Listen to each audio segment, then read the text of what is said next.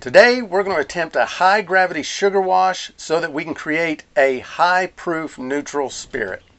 For this recipe we're going to be using 3 pounds of sugar per gallon of water, which is a lot of sugar, so we're probably going to run into some issues here, but we're going to use 42 pounds of sugar and 14 gallons of water, which is going to produce a starting gravity of 1.130 and an ABV of 17%, hopefully. Now this is a difficult sugar wash to do because there's so much sugar that we're probably going to have problems with the pH wanting to crash at some point, maybe stalling out the ferment, and also we're going to need to add some nutrients for the yeast so that they don't get all worn out.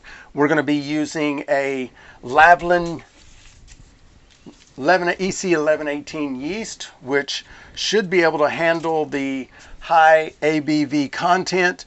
So we're also going to be adding some Fermax Yeast Nutrient from North Mountain, and we are also going to be using just some regular old crushed oyster shells from the feed store. Let's see if we can make it work.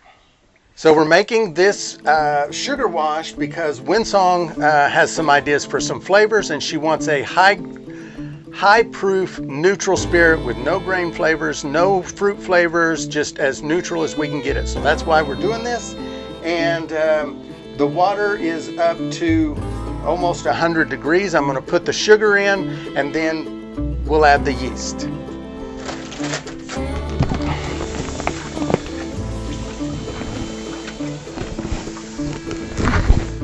That was 25 pounds. This is another 10 pounds, so that's 35 pounds. And I'll need to measure out for the rest. And this is the last 7 pounds to equal 42 pounds of sugar and 14 gallons of water. Now we just got to stir it and dissolve it.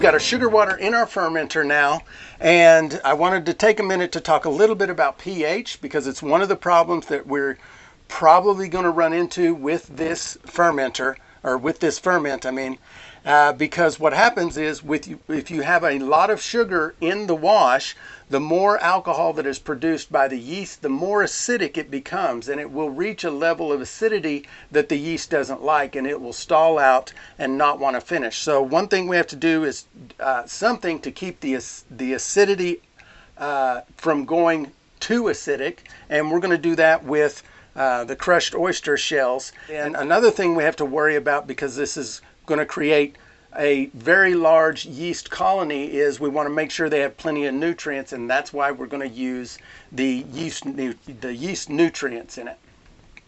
I'm using the crushed oyster shells, and I don't really measure that. I just use like a handful per 10 gallons. This is 15 gallons, so I'm just going to toss 2 handfuls in there. You don't have to be really specific about this.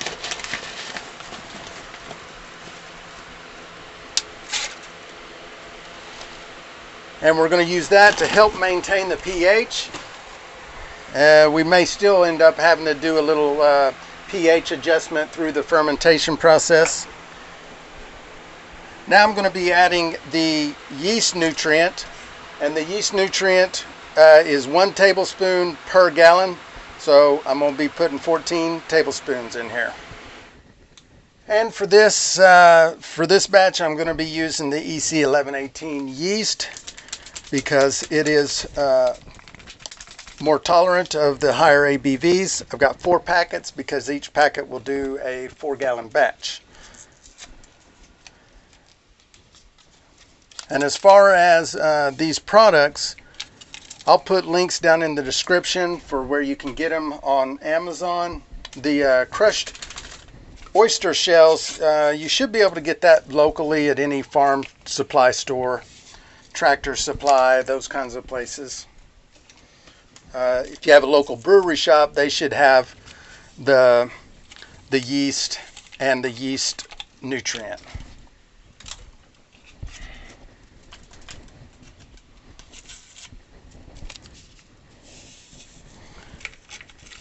And that's all we're going to be adding to it. I want to stir it up real good.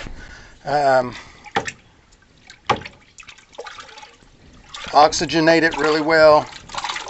And you can oxygenate it just by stirring it vigorously.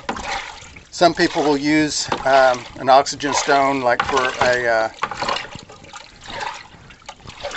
fish tank. And for this one, I'm going to do an open ferment. I'm not sealing this one. I don't have a whole lot of headspace, so that may be another problem I run into, but we'll see.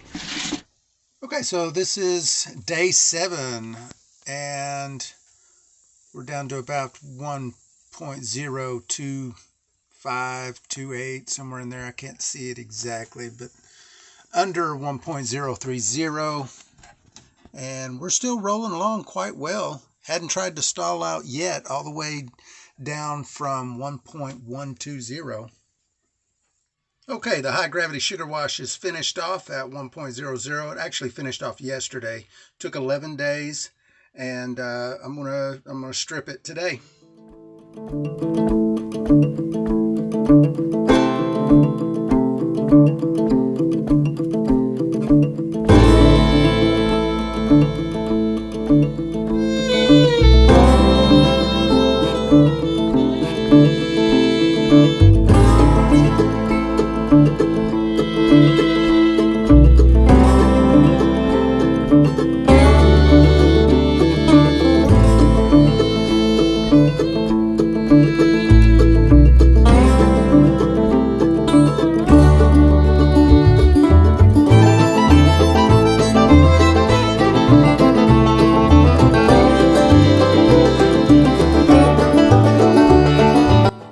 So from all of this, we did the stripping run, and then we did a spirit run, and we ended up with over a gallon, possibly up to 2 gallons. Not sure if I'm going to cut these 2 jars in or not yet.